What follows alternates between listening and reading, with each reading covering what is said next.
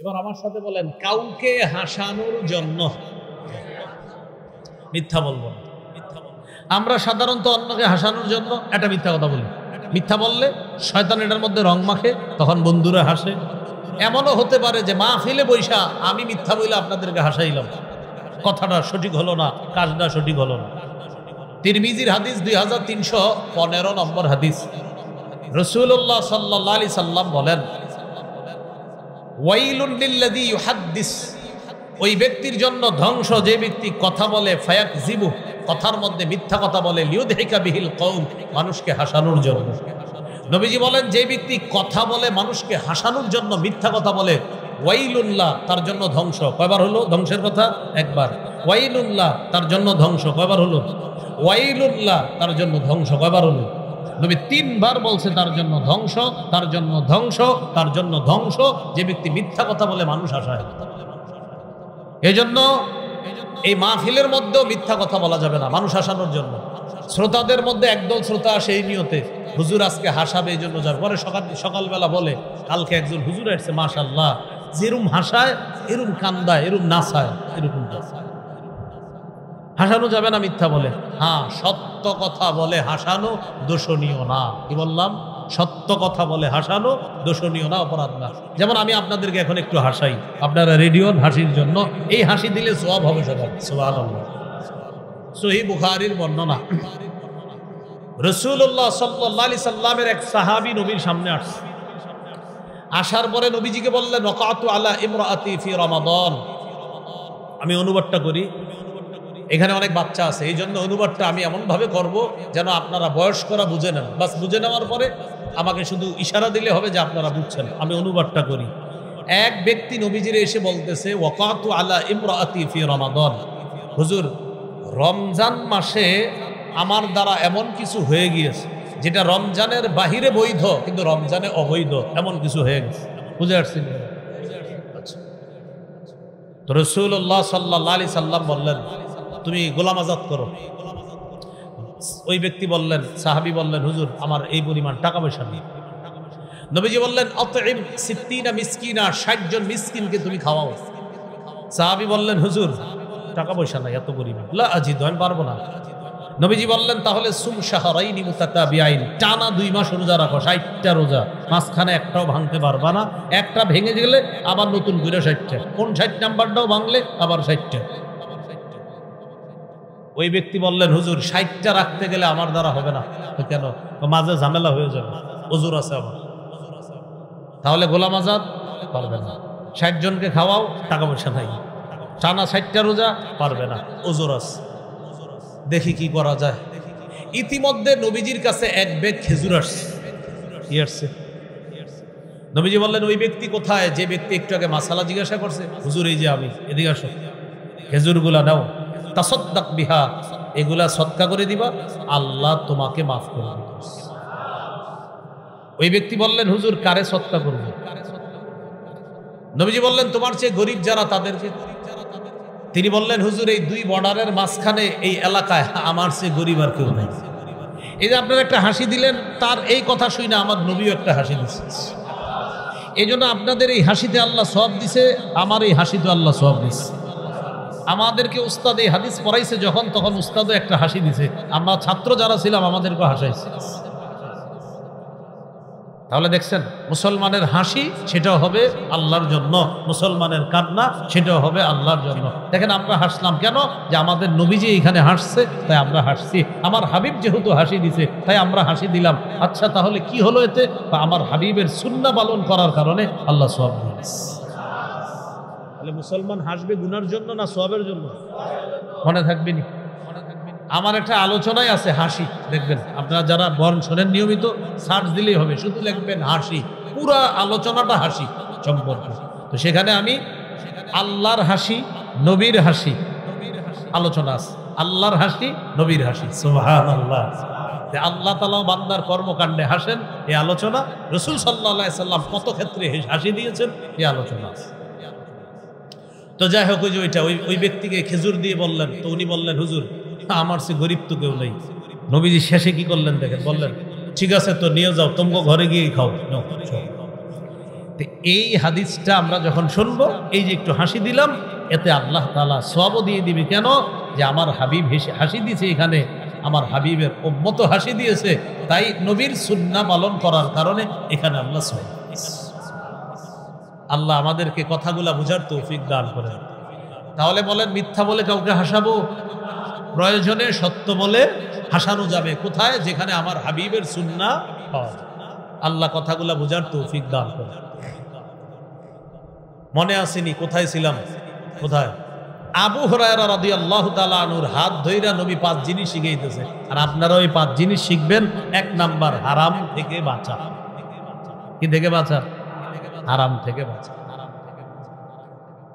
2 number, ওয়ারদা বিমা কাসামাল্লাহু লাকা তাকুন আগনান নাস। আবু হুরায়রা, আল্লাহ তোমাকে বন্টন করে যা দিয়েছেন এতে তুমি খুশি থাকো, তুমি মনের দিক থেকে এই পৃথিবীর মানুষের মাঝে সবচেয়ে ধনী মানুষ হয়ে যাবে। আপনার যা আছে খুশি, আলহামদুলিল্লাহ, আপনি ধনী মানুষ হয়ে যাবেন। আপনার বেতন 20,000, আপনি খালি 50,000 ওয়ালার বেতন নিয়ে টেনশনে আছেন, ও 50, আমার 20 কেন? আপনি এই টেনশনে আরো অসুস্থ হয়ে যাবেন। আপনার যখন 20,000 বেতন, আপনি মনে মনে ভাববেন আমার রব আমাকে বন্টন করে 20 দিছে, ওরে বন্টন করে 50 দিছে। খোঁজ নিয়ে দেখবেন তার 50,000-এর খাত আছে আর আপনার 20,000-এর খাত। আল্লাহ আপনাকে 20,000-এ সমাধান করতেছে, তারে 50,000-এই সমাধান করতেছে। খাত অনুযায়ী রব দান করে। এখন বলবেন, হুজুর না, আমার তো 20,000-এর পরেও আমি ঝামেলা আছি। তাহলে আমি বলতে চাই, আপনি ঝামেলায় ছিলেন না, হঠাৎ আপনি ছোট্টখাট্ট একটা সুদি কারবারে জড়িত হয়েছেন, এরপর থেকে আপনার ঝামেলা শুরু হয়েছে। কারণ আপনারে কারাজানি বুদ্ধি দিছে যে তুই একটা কিস্তি সিস্টেমে ওইটা কর। এবার কিস্তি সিস্টেমে ঢুকা শুরু করলেন, আপনার পিছনে গজব লাগা শুরু হয়েছে। আল্লাহ আমাদেরকে বুঝার তৌফিক দান করেন। এ হলো 2 নাম্বার, আল্লাহ যা দিয়েছে এতে খুশি থাকা। 3 নাম্বার, ওয়া আহসিন ইলা জারিকা তাকুন মুমিনা। প্রতিবেশীর সাথে উত্তম আচরণ করো, খাঁটি মুমিন হয়ে যাবা। আমি আজকে এখানে গাড়ি থেকে নামার পর হুজুরে সহ সবাই আমার সাথে মুসাফা সালাম, এখানে সবাই মুসাফা সালাম। যারা আমারে আজকে সালাম দিছে গাড়ি থেকে নামার পর, এদের মধ্যে অনেকে এরকম আছে যেই ব্যক্তি গত 10 বছর প্রতিবেশীর সালাম দেন, কিন্তু আমারে একটার জায়গায় 4টা-5টাও দিছে। আচ্ছা হুজুর ভালো আছেন তো, শরীরে ঠিক আছে তো? 2 ব্যক্তি প্রতিবেশীর এমন হয়েছে গত 5 বছর সালাম দেন। কেন? প্রতিবেশী আমগো পাশের আব্দুর রহিম ভাই, এত আমগো ওই যে উত্তর পাড়ার ওই খোকনে, ওইটা ইউসুফ মিয়া, আরে কি সালাম দিন তো কারে? ওই বড় হুজুরে সালাম দিন। অথচ আল্লাহ রাসূল সাল্লাল্লাহু আলাইহি সাল্লাম বলেন, প্রতিবেশীর হক আদায় করো সালামের মাধ্যমে হলেও। কিসের মাধ্যমে হলো? কার হক আদায় করতে বলছে? প্রতিবেশীরে সালাম দেয় না কেন? পাশের ঘরেই থাকে, আরে কি সালাম দেন ভাই? প্রতিবেশীরে সালাম দেন। কারে? ওই যে আমার ভাতিজা, ভাতিজারে সালাম দিবেন না? ওহো ভাই সালাম দেন, ওই যে ওই ছেলেটারে সালাম দেন। হুজুর এ তো আমার ছেলে। তা আপনি? আমি আব্বা। তো আব্বা হইলেন, ছেলের সালাম দিবেন না? বাপ ছেলেরও সালাম দিবে। আর ছেলে তুমি সালাম দাও না কেন? হুজুর তো আমার আব্বা। তো আব্বারে সালাম দিবেন না? আব্বারে সালাম দেয়। অথচ হাদিসের মধ্যে আসছে, 2 মুসলমান সালাম দিয়ে যখন এইভাবে মুসাফা করে, গাছের পাতা যেইভাবে ঝরে পড়ে যায়, তাদের গুনাহগুলা তারা পৃথক হওয়ার আগেই ঝরে পড়ে যায়। বাবার সাথে মুসাফা করে না কেন? শরম। আর মুআনাকা তো এটা তো প্রশ্নই আসে না, কারণ আব্বার সাথে মুআনাকা এটা কেমনে সম্ভব? কি শিখলাম বলেন? আব্বাকে সালাম দিতে হবে কিনা?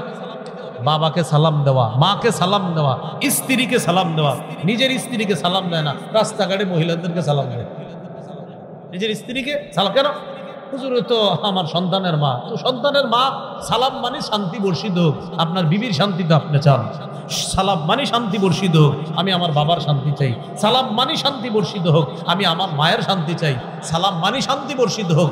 আজকে থেকে আলেমদেরকেও সালাম দিব, বুজুর্গদেরকে সালাম দিব, মাকে সালাম দিব, বাবাকে সালাম দিব, আমার স্ত্রীকে সালাম দিব, প্রতিবেশীকে প্রতিদিন যতবার সাক্ষাৎ ততবার সালাম করা যাবে না ইনশাআল্লাহ। নবীজি বললেন, আহসিন ইলা জারিকা তাকুন মুমিনা। তুমি প্রতিবেশীকে সালাম দাও, খাঁটি মুমিন হয়ে যাবা। তাহলে এই এলাকার যারা আছেন ওয়াদা করেন দৈনিক যতবার সাক্ষাৎ হবে, 5 বার হোক 10 বার সাক্ষাৎ হয়েছে, সকালবেলা সালাম দিবেন, 10 মিনিট পরে আবার সাক্ষাৎ সালাম দিবেন, 20 মিনিট পর আবার সাক্ষাৎ সালাম দিবেন। যতবার সাক্ষাৎ হবে হোক এলাকার পরিচিত, আজকে থেকে এটা আমরা জারি করবো ইনশাআল্লাহ। হাত তুলে বলেন ইনশাআল্লাহ।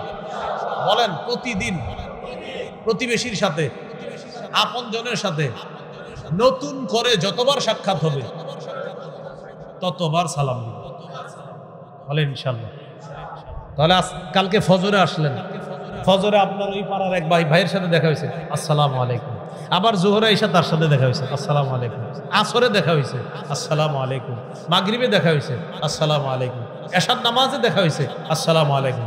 এশার পরে সালাম দিয়েছেন, সালাম দেওয়ার পরে দুইজনে বাজারে গেছেন, যাওয়ার পরে একজনে ডানে গেছেন, একজন বামে গেছেন। 20 মিনিট পর আবার সাক্ষাৎ, আসসালামু আলাইকুম। আরে ভাই একটু আগে না আসছিলেন? হ্যাঁ বাজারে আসছিলাম। এই যে 20 মিনিট পর দেখা হইলো, আবার সালাম দিবেন। বিশ্বাস করেন এলাকাটা শান্তিময় একটা এলাকা হবে। তাহলে শুধু ঠিক না ওয়াদা? ওয়াদা তো যতবার সাক্ষাৎ হবে ততবার সালাম দিব, কারণ আমরা প্রতিবেশীর হক আদায় করব, আমরা আত্মীয় স্বজনের হক আদায় করব। আল্লাহ তৌফিক দান করুন। হাদিসের মধ্যে আসছে রাসূলুল্লাহ সাল্লাল্লাহু আলাইহি সাল্লাম বলেন, গোশত রান্না করলে ঝোল বাড়ায়া দাও।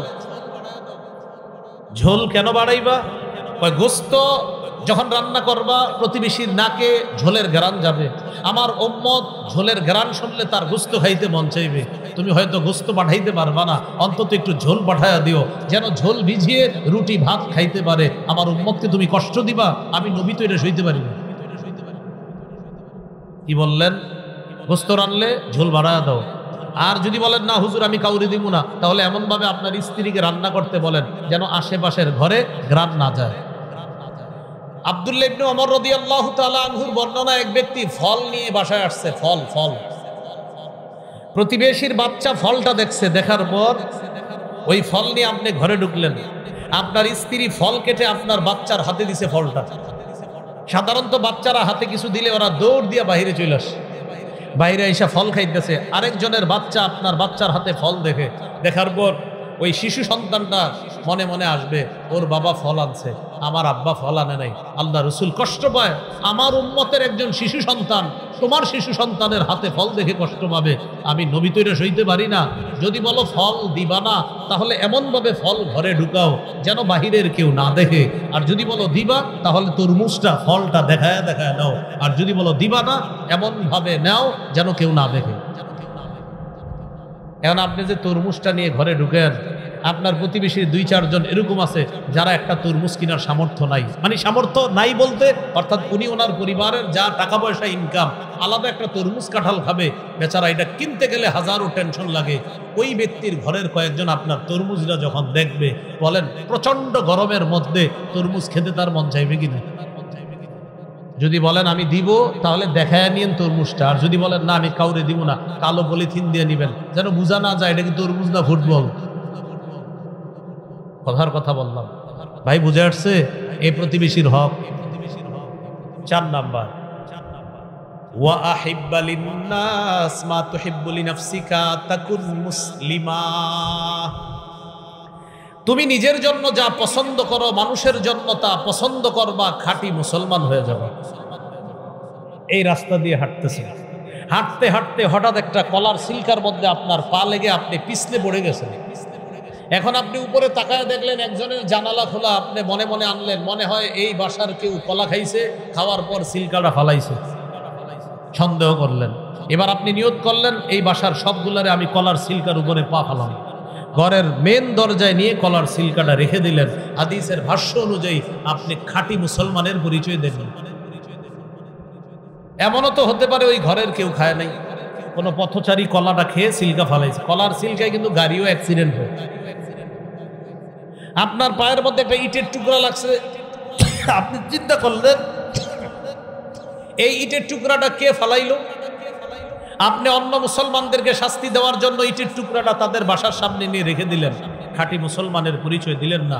বুখারীর বর্ণনা, রাসূলুল্লাহ সাল্লাল্লাহু আলাইহি সাল্লাম বলেন, কেউ যদি রাস্তা থেকে কষ্টদায়ক বস্তু সরিয়ে দেয় এই নিয়তে যে আমার কোনো মুসলমান ভাই বোন যেন কষ্ট না পায়, কলার সিলকা সরিয়ে দিলেন, কেন?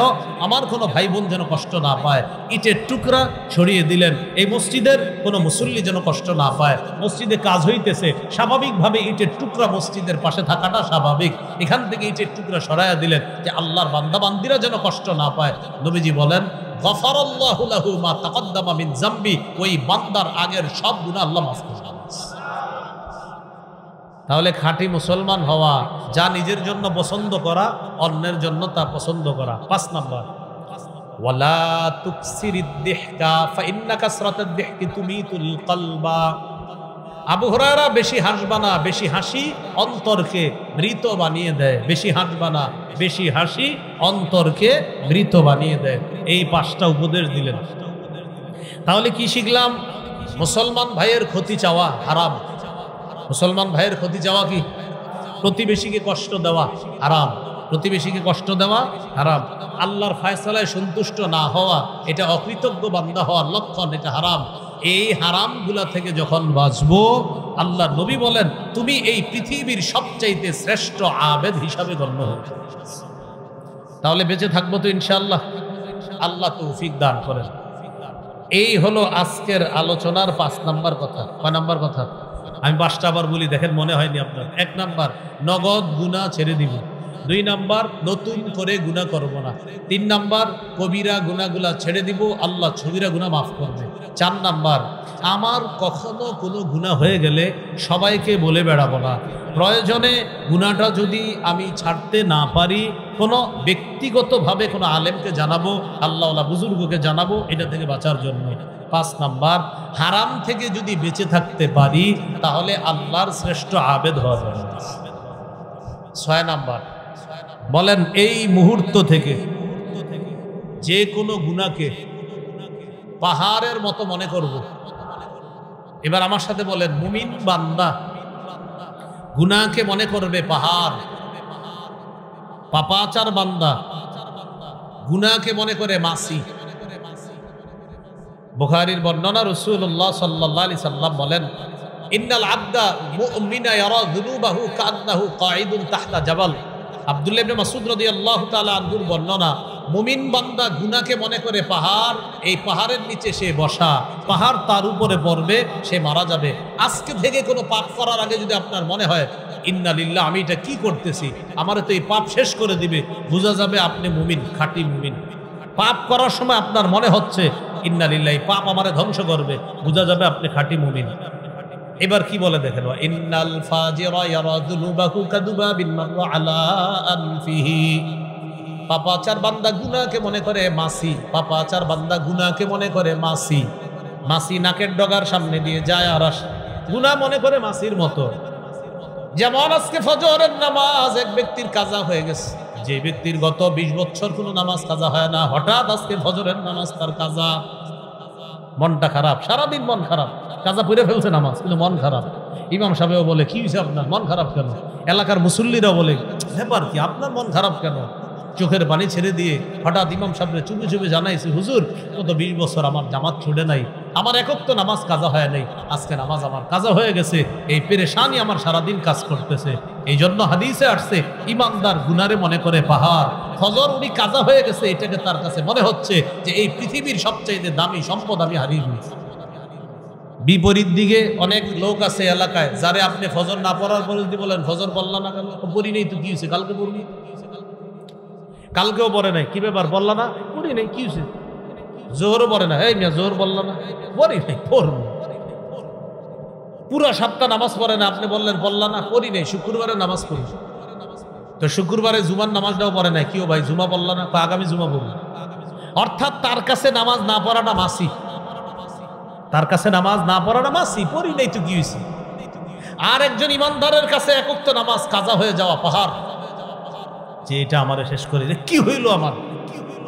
আর একজন পাপাচারের কাছে নামাজ না পড়া, ওই যে বললাম ওরে জিজ্ঞাসা করবেন, ভাই চলেন নামাজে চলেন, লুঙ্গিটা ভালো না, মানে বলে দিল আর ভাই চলেন আসতেছি, আপনি যান, কালকে গেছেন ভাই, আপনারা ওয়াদা করছেন গতকালকে যাবেন, যাই নেই যাবো পরে, পাপাচারের কাছে নামাজ ছেড়ে দেওয়াটা মনে হবে মাসি, এটা কোনো ব্যাপার না। আজকে থেকে নিজের পরীক্ষা করবেন। এক ওয়াক্ত নামাজ ছুটে গেলে যদি আপনার মনে হয় যে এটা আমি কি করলাম, ছি ছি আমি এটা কি করলাম, তাহলে বোঝা যাবে আপনি খাঁটি মুমিন হওয়ার দিকে আছেন। আর যদি নামাজ কাজা হওয়ার পরে আপনার মনে হয় কি হয়েছে, পড়ি নেই, কালকে পড়ব, বুঝতে হবে আপনার মধ্যে পাপাচারিতা রয়ে গেছে। আল্লাহ আমাদেরকে খাঁটি মুমিন হওয়ার তৌফিক দান করে। তাহলে বলেন তো আজকে থেকে গুনাহকে মনে করব কিসের মতো? এইগুলো আজকের আলোচনার 6টা কথা।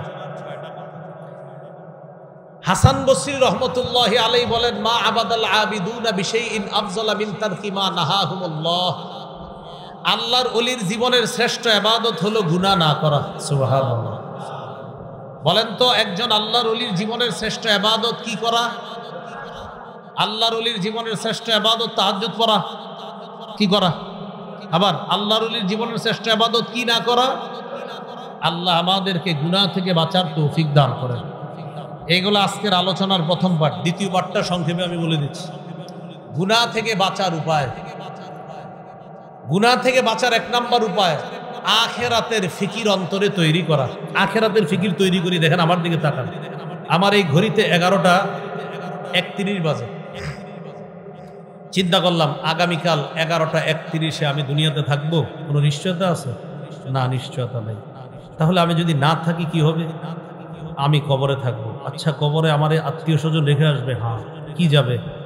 হাদিসে আছে 3টা জিনিস কবর পর্যন্ত যাবে, 2টা চলে আসবে, 1টা যাবে। কি কি যাবে? আমল যাবে, সম্পদ যাবে, পরিবার যাবে। আচ্ছা, কারা চলে আসবে? পরিবার চলে আসবে, সম্পদ চলে আসবে, আমল যাবে। তার মানে আমি আগামীকাল 11:31 এমন হতে পারে কবরে থাকবো, আমার সাথী হবে আমল। আচ্ছা, আমল হলে তারপর কি হবে? ফেরেশতা আসবে 2 জন, আসার পর প্রশ্ন করবে 3টা, করার পর যদি সঠিক উত্তর দিতে পারি তাহলে আমার কবর হবে জান্নাতের বাগান। আচ্ছা, আল্লাহ না করেন যদি না পারি, কবর হবে জাহান্নামের টুকরা। আখিরাতের ফিকির তৈরি করা। এইভাবে আখিরাতের ফিকির তৈরি করা। যখন এটা তৈরি করবেন দেখবেন আপনার দ্বারা গুনাহ ছেড়ে দেওয়া সহজ হবে। আপনি 24টা ঘন্টা আখিরাতের ফিকির করেন, দেখবেন আগামী 24 ঘন্টা আপনার গুনাহ কম হয়েছে কালকে থেকে। সত্যি। আপনি চিন্তা করেন, কোনো ডাক্তার আপনাকে বলে দিল তুমি আর 42 ঘন্টা, তোমার সর্বোচ্চ তুমি 24 দুগুণে কত 48 ঘন্টা তুমি থাকতে পারো। 48 ঘন্টা পরে আস্তে আস্তে তোমার শরীরটা ড্যামেজ হয়ে যাবে, এরপর তুমি দুনিয়া থেকে চলে যাবা। আমরা পরীক্ষা নিরীক্ষায় দেখলাম তোমার শরীরে অনেক পার্টস ইতিমধ্যে শেষ। 48 ঘন্টার মধ্যে তোমার পুরো শরীরটা ড্যামেজ হয়ে যাবে, তুমি মৃত্যুর দিকে এগিয়ে যাবা। আচ্ছা বলেন তো এই 48 ঘন্টা আপনার কেমন হবে? আপনি বাড়িতে আসার পর আপনার আব্বা বকা দিবে, আপনি কিচ্ছু বলবেন না, কারণ মনে মনে বলবেন আব্বা আপনার যত পারেন বকা দেন আছে। আপনার আম্মা আপনার সাথে কিছু বললে আপনি বলবেন আম্মা যা পারেন বলেন। বন্ধুরা আজকে আপনাকে অনেক কিছু বলতেছে অন্য দিনের মতো, বেটা তুই এই তুই সেই, আপনি বন্ধুদের দিকে হাসি মুখে তাকায় আছেন, তোরা বল, অনেক কিছু বল, যা পারস বল। কেন? আপনার মাথায় ঢুকে গেছে 48 ঘন্টা পরে আমারে পাবি না। তবে আপনার ভাই বোনেরা সবাই আপনার অনেক কিছু বলতেছে, কিছু বলেন না। কি চিন্তা করলাম যে ডাক্তার বলে দিছে আমার শরীর ড্যামেজ হয়ে যাচ্ছে, সর্বোচ্চ 48 ঘন্টায় শরীর সাপ্লাই হতে পারে, এরপর আমি মারা যাব। তার মানে এটা ডাক্তার বলার কারণে 48 ঘন্টা আপনি কোনো পাপ করছেন না, আপনি কারোর সাথে কোনো রিয়েক্ট করছেন না, আপনারে কেউ 2-4টা গালি দিল পাল্টা কিছু বলতেছেন না, বন্ধুরা এত জ্বালাতন করতেছে আপনি কিছু বলেন না, গুনাহ করেন না, মন চাইতেছে গুনাহ করার মনও চাইতেছে না। কেন? কারণ আপনার টেনশন অন্যদিকে। আজান দিছে, নামাজে এসে গেছেন, নামাজ পড়ছেন, মসজিদে বসে আছেন, ইমাম সাহেব মুয়াজ্জিন সাহেব বলতেছে কি ব্যাপার বাড়িতে যাবেন না? ও হুজুর হা জি যাবো, মানে হুজুরের সাথে বলতেছেন যাবো, আরো কিছুক্ষণ থাকি হুজুর। জি থাকেন। আপনি মসজিদ থেকে বের হইতে মন চাইতেছে না, বুঝাইতে চাইলাম 48 ঘন্টা, ডাক্তার বলল তোমার শরীর ড্যামেজ হয়ে যাবে, আপনার আর কিচ্ছু মন চাইতেছে না, আল্লাহ তো বলে দিছে তোমার যে কোনো মুহূর্তে মৃত্যু হয়ে যাবে। সেটা কেন আপনার মাথায় আসে না? 5 মিনিট পরে আমি দুনিয়াতে থাকবো কিনা এটার কোনো নিশ্চয়তা নাই, সুতরাং আমার এই 5 মিনিট কেমন হওয়া উচিত? এই জন্য আপনি মাথায় রাখবেন আগামীকালের ফজরের আগে আমি দুনিয়াতে থাকবো কিনা আমি জানি না, আগামীকালের ফজর আমার শেষ ফজর হতে পারে। ফজর পড়ে ফেললেন, মাথায় আনবেন আজকের জোহর আমার জীবনের শেষ জোহর হতে পারে। জোহরটা আপনি কেমন ভাবে পড়বেন বলেন তো? ওই যে ডাক্তার বলছে 24 ঘন্টা পর তোমার শরীর ড্যামেজ হবে, ওর নামাজগুলা কত সুন্দর হবে। আল্লাহু আকবার। কত সুন্দরভাবে নামাজ পড়বে, একটু এদিক সেদিক হবে না, আল্লাহর কাছে কত বিনীতভাবে নামাজটা আদায় করবে, কারণ আমি তো থাকবো না, আল্লাহ নামাজটা কবুল করেন। আপনি ফজরটা মনে করবেন আমার জীবনের শেষ ফজর, জোহরটা মনে করবেন আমার জীবনের শেষ জোহর, আসর মনে করবেন আমার জীবনের শেষ আসর, মাগরিব মনে করবেন আমার জীবনের শেষ মাগরিব, এশাকে মনে করবেন আমার জীবনের শেষ এশা। এইভাবে আখেরাতের ফিকির তৈরি করেন, গুনাহ ছেড়ে দেওয়া সহজ না। এ হলো 1 নাম্বার। গুনাহ মাফের 2 নাম্বার উপায় খাঁটি তওবা করা। খাঁটি তওবা কারে বলে? মন থেকে অনুতপ্ত হওয়া, আল্লাহ আমি যা করছি ছি ছি এগুলো ঠিক করি নাই, এটাই খাঁটি তওবা। সূরা তাহরিমের 8 নম্বর আয়াত 28 পারা 20 নম্বর পৃষ্ঠা আল্লাহ তাআলা বলেন, ইয়া আইয়ুহাল্লাযীনা আমানু তুবু ইলাল্লাহি তাওবাতান নাসুহা, হে ঈমানদারগণ তোমরা খাঁটি তওবা করো, আশা করা যায় তোমাদের রব তোমাদের জিন্দেগীর সমস্ত গুনাহগুলো মাফ করে দেবে। তাহলে 2 নাম্বার উপায় কি তওবা করা? খাঁটি তওবা। এবার আমার সাথে একটু বলতে হবে আপনাদের, বলেন 4টি শর্তে তওবা কবুল হয়। কয় শর্তে তওবা কবুল হয়? বলেন 1, গুনাহ থেকে ফিরে আসা, এর উপর অনুতপ্ত হওয়া। 3, দৃঢ় প্রতিজ্ঞা করা আমি ভবিষ্যতে এই গুনাহ আর করব না। 4, আমার জিম্মায় কোনো বান্দার হক থেকে থাকলে হক আদায় করে দেওয়া। হ্যাঁ, এটা কিন্তু গুরুত্বপূর্ণ। অতীতের গুনাহ থেকে ফিরে আসা, 2 নাম্বার গুনাহের উপর অনুতপ্ত হওয়া, 3 নাম্বার অঙ্গীকার করা ভবিষ্যতে এই গুনাহ করব না, 4 নাম্বার আমার জিম্মায় কোনো হক থেকে থাকলে এই হকগুলা আদায় করে দেওয়া। মনে থাকবে তো ইনশাআল্লাহ? গুনাহ মাফের 3 নাম্বার একটা উপায় যেটা আপনি সার্বক্ষণিক করতে পারেন, একদম 24টা ঘন্টা। বলেন আমার সাথে, আস্তাগফিরুল্লাহ আস্তাগফিরুল্লাহ আস্তাগফিরুল্লাহ। যতবার ইস্তেগফার পড়বেন ততবার আপনার গুনাহ আল্লাহ মাফ করবেন। তাহলে 3 নাম্বার উপায় ইস্তেগফার পড়া, এটা আমরা পড়ব। সূরা আলী ইমরানের 135 নম্বর আয়াতে আছে, ওয়াল্লাযীনা ইযা ফাআলু ফাহিশা আও যালামু আনফুসাহুম যাকারুল্লাহ ফাস্তাগফিরু লিযুনুবিহিম ওয়া মান ইয়াগফিরুদ যুনুবা ইল্লাল্লাহ ওয়া লাম ইউসিররু আলা মা ফাআলু ওয়া হুম ইয়ালামুন। কেউ গুনাহ করে ফেললো, সাথে সাথে আল্লাহকে স্মরণ করলো, আল্লাহর কাছে ক্ষমা চাইলো, আর জেনে বুঝে এই গুনাহ ভবিষ্যতে না করার অঙ্গীকার করলো, আল্লাহ বলেন তাকে মাফ করার জন্য আমি আল্লাহ আছি, আমি আল্লাহ তার গুনাহগুলো মাফ করব। মনে থাকবে তো ইনশাআল্লাহ? এই 3টা উপায় মনে রাখবো। বলেন, 1 নাম্বার আখিরাতের ফিকির তৈরি করা, 2 নাম্বার খাঁটি তওবা করা, 3 নাম্বার বেশি বেশি ইস্তেগফার পাঠ করা। আল্লাহ তাআলা আমাদের সকলকে যেই কথাগুলো আমরা বললাম এই বিষয়গুলো যেন গুরুত্ব সহকারে অনুধাবন করে গুনাহমুক্ত জীবন যাপন করতে পারি, আল্লাহ তৌফিক দান করেন। তাহলে শুরু থেকে পুরো বিষয়টা একবারে বলে ফেলি আমরা।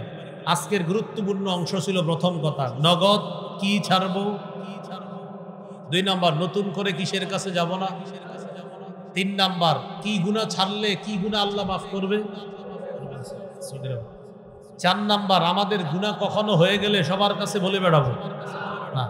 হ্যাঁ, যদি গুনাহ থেকে বাঁচতে না পারি তাহলে প্রয়োজনে কার কাছে বলতে পারবো।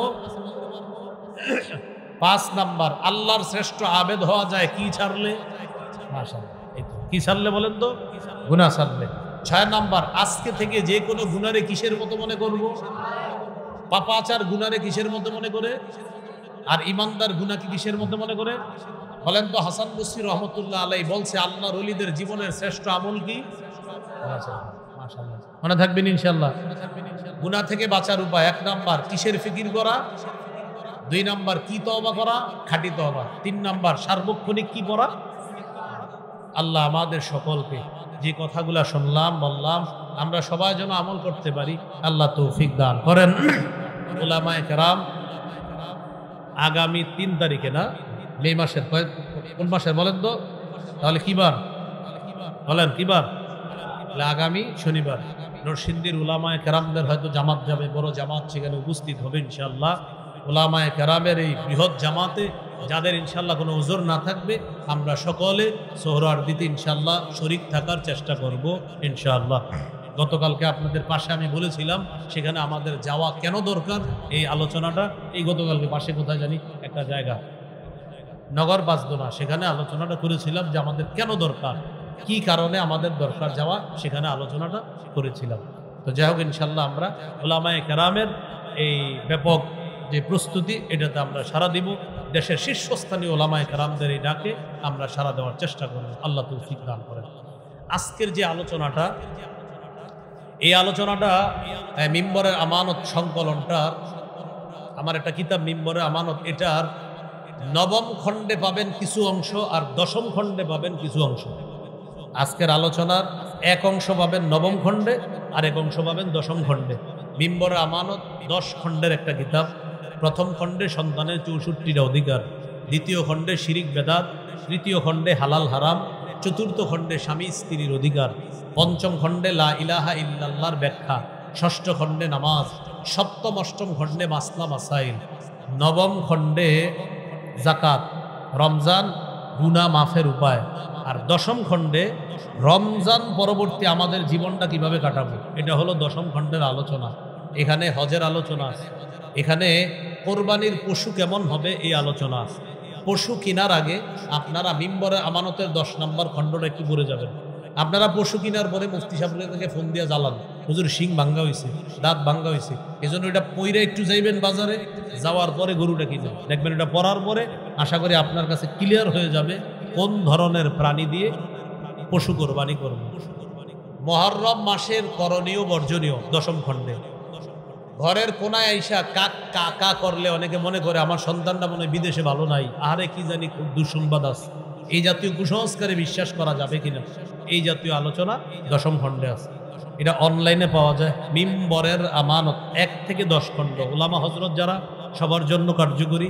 সাধারণ জনগণ যারা আছেন, আপনাদের জন্য, মা বোন যারা আছে, তাদেরকেও এই কিতাবগুলা আপনারা পড়তে দিতে পারেন। এখানে ওরা গাড়িতে নিয়ে এসেছে, গাড়িতে আছে, গাড়ি থেকেও সংগ্রহ করতে পারেন। অনলাইন থেকে সংগ্রহ করলে আপনারা যেই মূল্যে কিতাবগুলা পাবেন, এখানে সম্ভবত ওরা এর চেয়ে একটু কম রাখবে, আমাকে যতটুকু বললো। তো সেই হিসাবে ওদের থেকে যদি নেন একটু কমে হতো ওরা রাখতে পারে।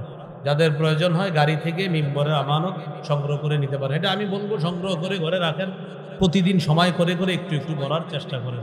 আল্লাহ তৌফিক দান করেন। আমিন। ওয়া আখিরু দাওয়ানা আনিল হামদুলিল্লাহি রাব্বিল আলামিন।